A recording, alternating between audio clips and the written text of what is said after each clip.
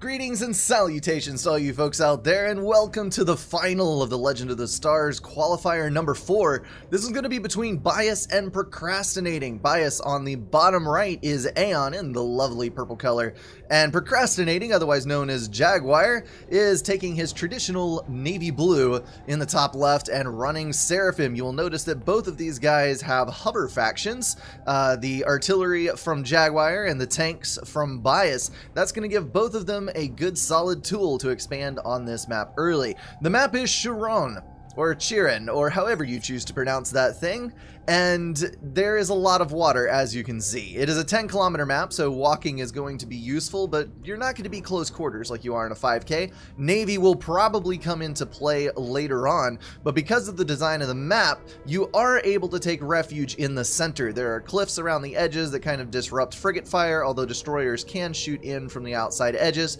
but you gotta remember that the eco is on the outside and can be killed off by Navy, so map control is going to be key here. You have to be able to hold your bases. All of the eco is susceptible to Navy fire. Let's take a look at these early builds. Bias going for the early hydro, 4 power generators, and a air factory. That is probably going to lead to a transport, judging by the extra early power generator. He's walking his ACU up to the center island to grab the 4 core mechs on that side, and the rest of his expansion is going to be done with engineers. Do bear in mind, there is a nice little reclaim field. A couple hundred mass in the small rocks and 150 in the large boulder. Jaguar is going for a much faster air factory. He's got the same 4 power generators, but he's assisting with his ACU all the way, planning out a single air factory as opposed to the 2, although I'm sure more will pop online as the time goes by. And then we've got the reclaim set up here. This engineer actually picked up a little bit of manual reclaim, procrastinating at 150 exactly for that boulder, and Bias has not yet bit into his reclaim. Taking a look at the outside edges, that is actually underwater, so all of these are going to be underwater mexes. That one is on the shore. There's even more reclaim outside on these edges, a little bit of reclaim on the islands, and then a pile of it right here on the island. It is going to be advantageous to get there as early as possible and secure this son of a gun, because that mass advantage is going to be huge. Looks like neither player has planned an air factory, or not an air factory, a naval factory yet. Although, speaking of air factories, Bias has got 3 in the works. So that is going to be a heavy, heavy air force for him. Procrastinating taking the transport route. Looks like he's going to be dropping right over here, probably. He's got a move order. Yes, there is the drop order. Are those ice crystals? Those are ice crystals. Wonder what that's all about. So that's going to drop probably 2 engineers and 2 engineers. His expansion is going to be faster than Bias's. He is not moving his ACU forward quite as quickly, but he will have factories online before Bias even makes landfall. So that is actually a really good plan on his part. Looks like we got early air scout out, a couple of early air scouts for Jaguar, 2nd air factory going down, and he does have an interceptor at his disposal. The best case scenario here would be a bomber, but it looks like interceptors are still going for Bias, because that bomber could zip out here, grab these engineers as they're struggling to build their bases, and then you could shut that entire expansion down. Looks like Jaguar is moving his ACU up to the front, so there will be an ECU battle in the middle, but we may not see those sides clash for some time to come. Looks like these air factories are actually planned a little bit later. It's just 2 engineers slowly scaling up, building a little power, building a little air production, and then we've got 4 naval factories going down for Bias. One bad thing about this is that Aeon objectively has the worst frigate. Seraphim is kind of in the middle of the pack, whereas the range advantage on the Aeon frigate might let them plink away at a couple of targets slightly further inland, but the range advantage of the Aeon frigate is not significant enough to really talk about. Interceptor from Bias moving over to Jaguar's side of the map. Looks like that battle is going to be won by Jaguar's lonely interceptor, but no, there's 2 more coming in. Shut that son of a gun down, and now the same transport is moving out to drop on the outside islands. So Jaguar moving up to 25 mass per tick, probably has the reclaim advantage as well, 512 versus 418, and he is going to secure a much earlier foothold on the map thanks to these transports. But Bias is going to get one out of his own, gonna drop up on the mesa. This thing is accessible by a ramp right here, otherwise you can't get onto it either from the water or from the other sides. So you've got to get it either with a drop or by capturing the ramp. Over here, this is all locked down. I don't think there's any access point. No, there is not. So if you're going to get these mass extractors, you got to get out there with a transport. Jaguar dropping on the far island. That is a sketchily placed drop order, if ever I have seen one. Hopefully the transport does go on top and not below, because that would slow him down quite a bit indeed. There it is. So he's going to be able to grab that hydro and the mass extractors with a single engineer. That is a brave expansioneer indeed. Hopefully it works out for him. Got a single naval factory up for Jaguar, but he is rolling out some engineers. Nope, he is going to have to go build a little bit of power, because I think, yes, he is approaching stall. Oh, that is a nasty thing. That looks almost like something that I would do. But he is managing to pull it back just a little with some eco management of the highest order. He might not see a stall. Yeah, he will be fine.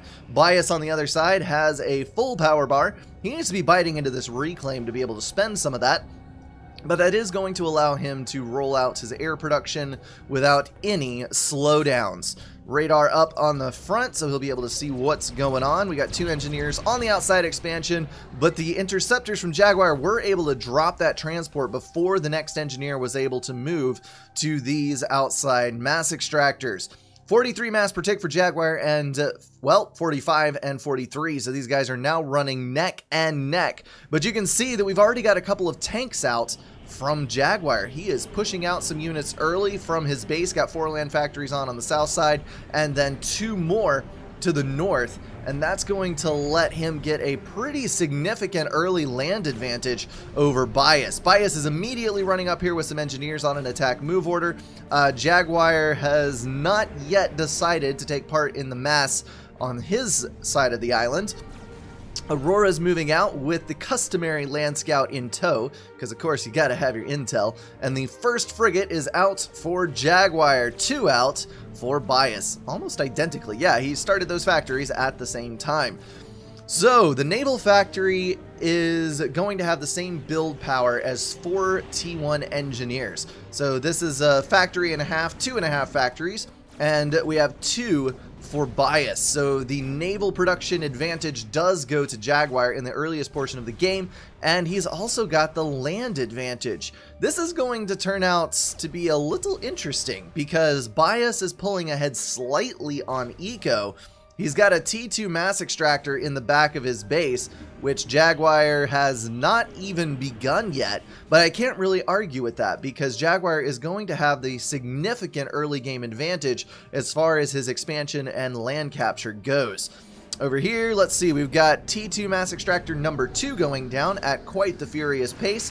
Bias falling behind once again as Jaguar continues to pick up T1 mass extractors, and we might see an engineer battle a little bit later on. We got a radar system going down, so Jaguar will be able to see that engineer and maybe eliminate it.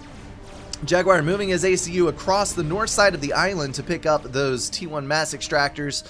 Got to get that eco-yo, and another naval factory coming online to the south. You know, it is a good idea on a lot of occasions to build your build power in various locations, because if your opponent goes for a frigate rush and is able to lock down your home factories, you might just be able to build from your outliers. However, we've got these 2 frigates that are probably going to pick up this naval factory on radar and might be able to lock it down. We do have 2 countering frigates, but they are not yet going to be able to be effective against these that are clumped up.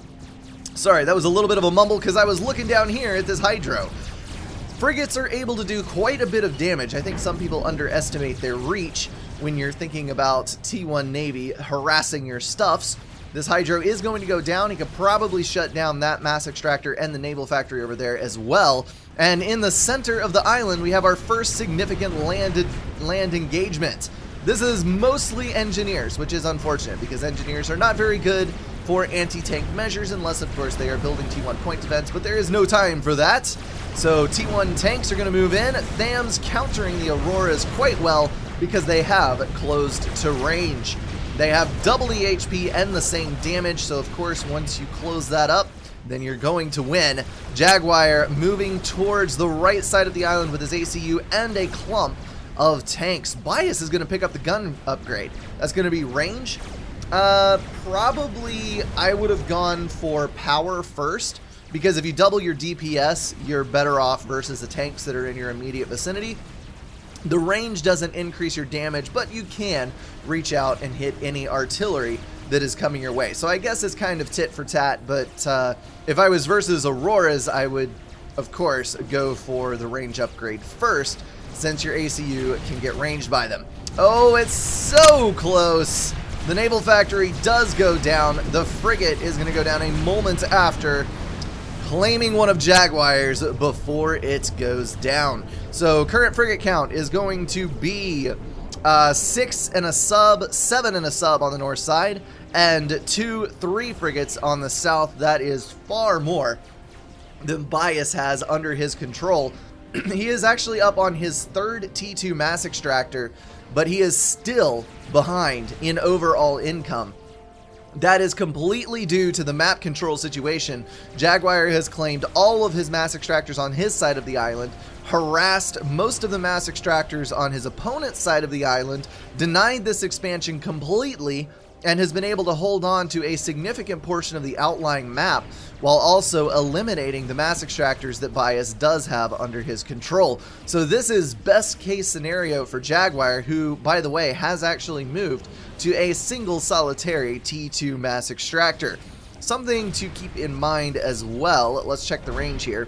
A tack launcher built in this section here will be able to reach the home island. So if at any point you lose control completely of the center is capable of harassing just about everything on the outside one way or another. So you really need to keep control of this. Something that makes me slightly nervous, Bias is actually up on the front line with his range upgrade commander and paltry few tanks versus 4 land factories over there, but he does have quite a few more in the back. We've got 8 land factories total versus looks like 7 for Procrastinating, but Procrastinating is going to have to pull his ACU back. You don't want to get near that many Auroras. Since they can't outrange you, you will die very quickly and not be able to make much of a dent in the overall numbers with your commander.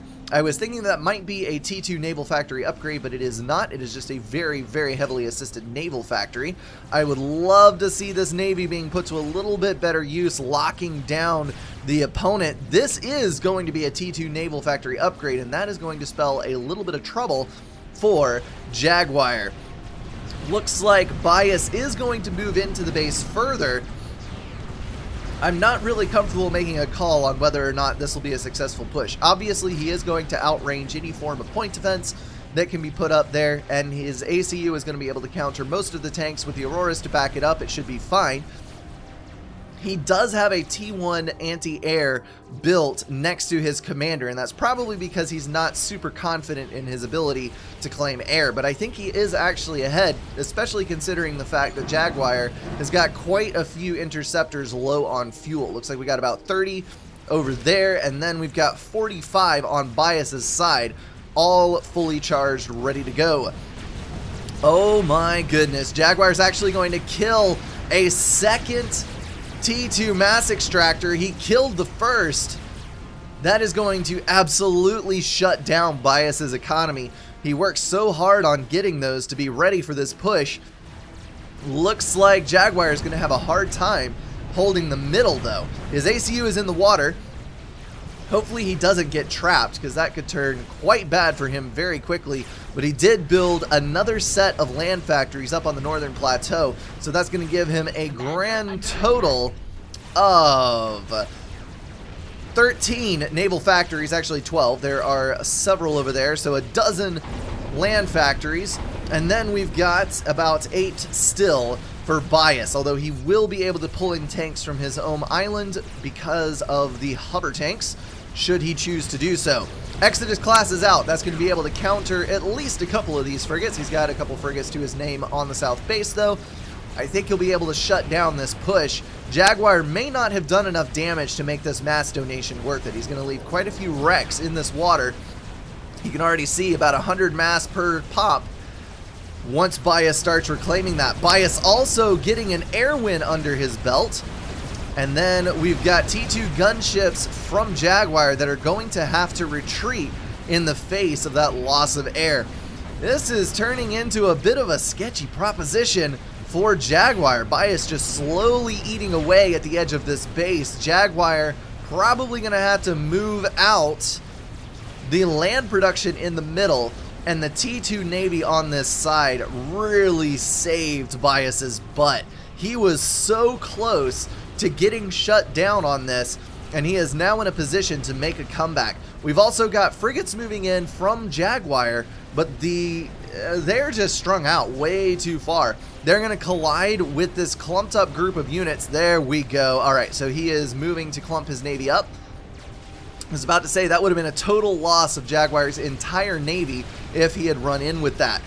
Air superiority still going to be a problem. Jaguar is not going to be able to outproduce that. He's shifted everything to interceptor production. He's got loads of build power on those air factories, but it's going to take several minutes to catch up to the production that Bias has had over the last several minutes. Looks like Bias is still moving in. He is not quite ready to take out all the build power yet. I'm a bit surprised that he was not pushed back by the overwhelming number of tanks there. But, well, no, Jaguar did have radar. That is a very odd one indeed. However, more Auroras are now stringing across the map to this side.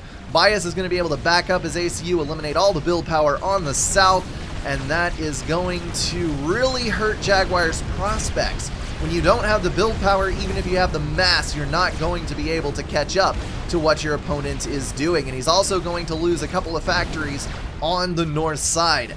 That is one factory down, another failing. It looks like Jaguar is not going to go for an upgrade, which is a little bit of an odd choice. I would have dropped the gun upgrade and waited out into the battle, but that is not the choice that he is going to make. Looks like we are minus 93 mass. Holy cow. That is bad.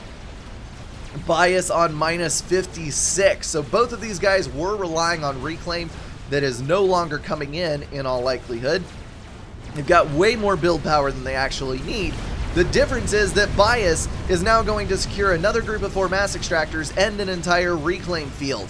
However, he needs to be careful with his commander.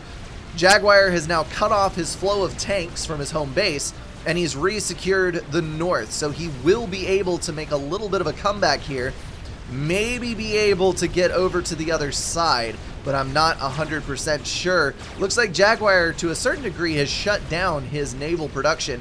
He's putting his faith in those 2 T2 air factories that he has. Oh no! He's actually got a T2 factory on the other side of the map. That's what it is. That's what he's on about. So he's going to get a destroyer out there. Versus the Aeon destroyers, Seraphims are... it's an interesting matchup. If the Seraphim destroyers are heavily microed, able to dodge all of the shots that the Exodus is putting out, they will of course win, because they're able to apply about 2/3 of their damage while circling. Then you've got the Torps exchanging blows, while the Exodus class cannot land a hit with its main cannon. The problem is, though, if the Exodus class does land hits, we've got 7,500 HP versus 6,900 HP, and the Exodus class's cannon does more damage. So the matchup is not good if you're not able to spend the time on the units. Looks like frigates moving up to secure the build power over here.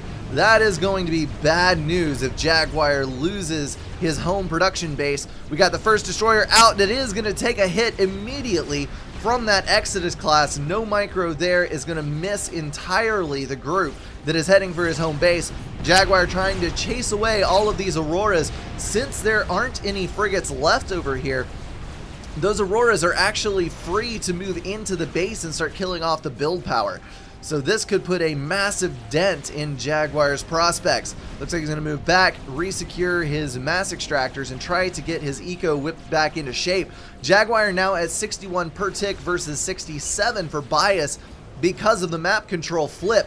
We've got 6,000 reclaim-ish on Jaguar's side and 12 1,000 reclaim for Bias. That is nearly double Jaguar's reclaim, and surely the reason for the huge discrepancy in unit numbers that we are seeing. The build power is going down slowly but surely. Another frigate was out.